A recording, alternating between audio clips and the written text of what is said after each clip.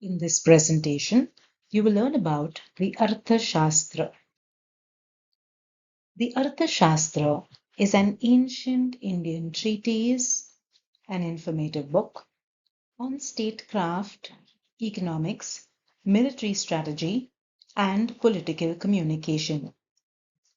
It is one of the most significant texts in the Indian knowledge tradition and holds relevance even today in political science, public administration, and diplomacy. The Arthashastra simply means the science of material gain, prosperity, and polity. Kautilya, also known as Chanakya or Vishnugupta, is said to have written the Arthashastra. This was around 4th century BCE, which was the Mauryan period. The language of the book was Sanskrit, and the genre was political philosophy, economics, administration. Kautilya was the chief advisor and strategist to Chandragupta Maurya, Mauryan Empire.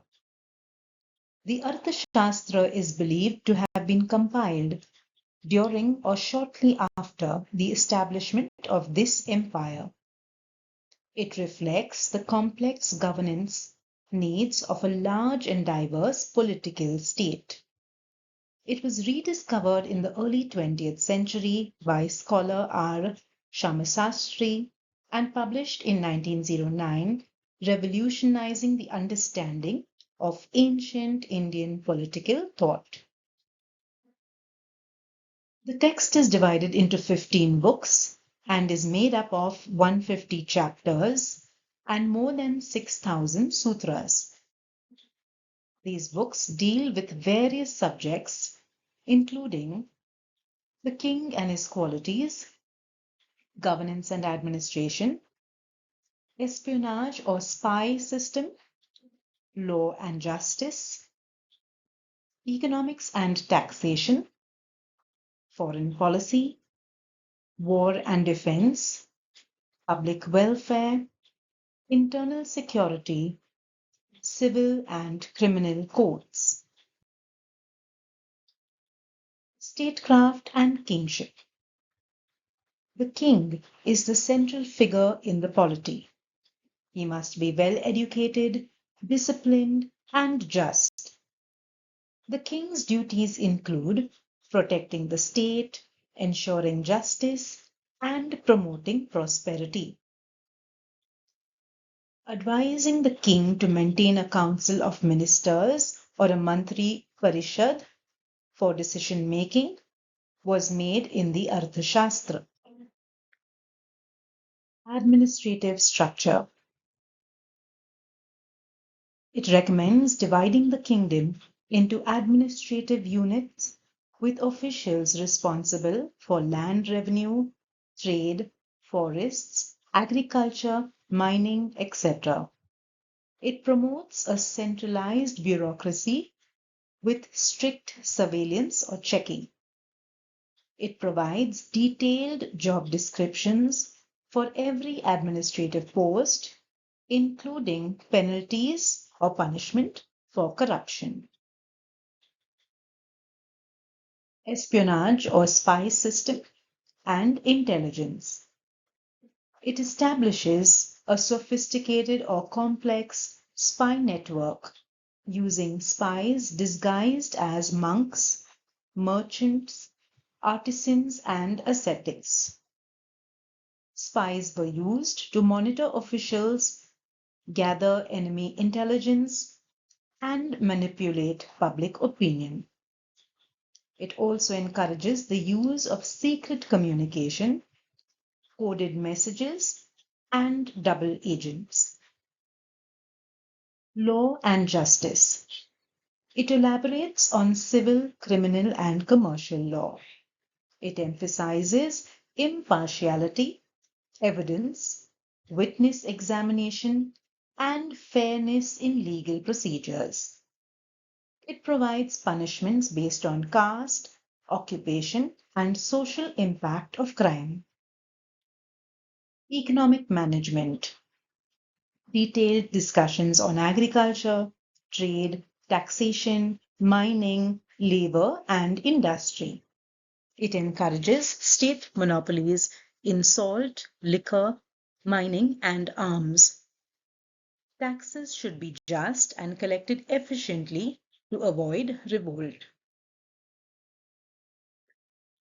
Foreign policy and diplomacy. It introduces the Rajamandala theory, a geopolitical framework based on the circle of kings. Accordingly, the immediate neighbor is an enemy. The neighbor's neighbor is an ally. It describes various diplomatic stances like neutrality, hostility, alliance, and subjugation.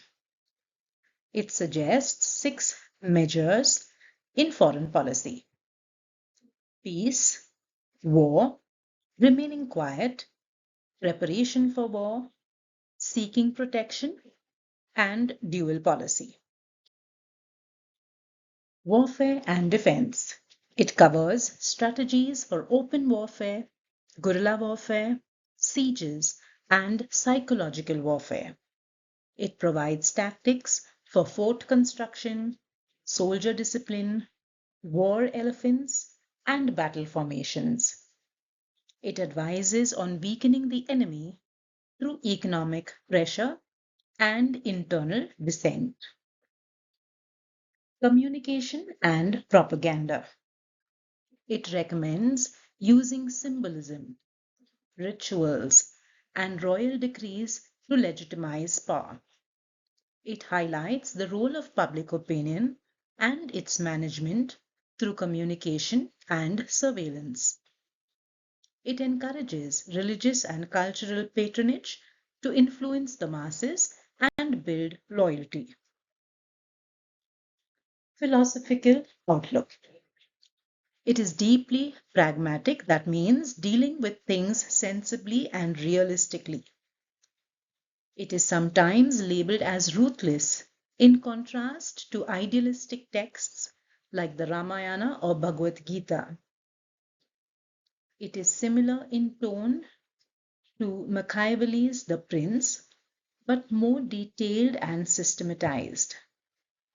It views the state as essential for human progress and security. It is also known as Dandaniti, rule of law and punishment. Its relevance today. It is used as a reference in political science, international relations, and public policy. It offers timeless lessons in leadership and decision making, governance and ethical administration, strategic thinking and negotiation, crisis and conflict management. The Arthashastra is not just a treatise on ancient politics, but a comprehensive manual on governance, economy, law, diplomacy, and communication. It emphasizes on strategic thinking, surveillance, economic planning, and diplomacy, which makes it a cornerstone of Indian political thought. It leads us to modern public administration theories. I hope you now have a better understanding of the Arthashastra. Thank you for watching this presentation. Do like, share, subscribe, and leave your comments about this presentation or any other topics you would like to learn more about.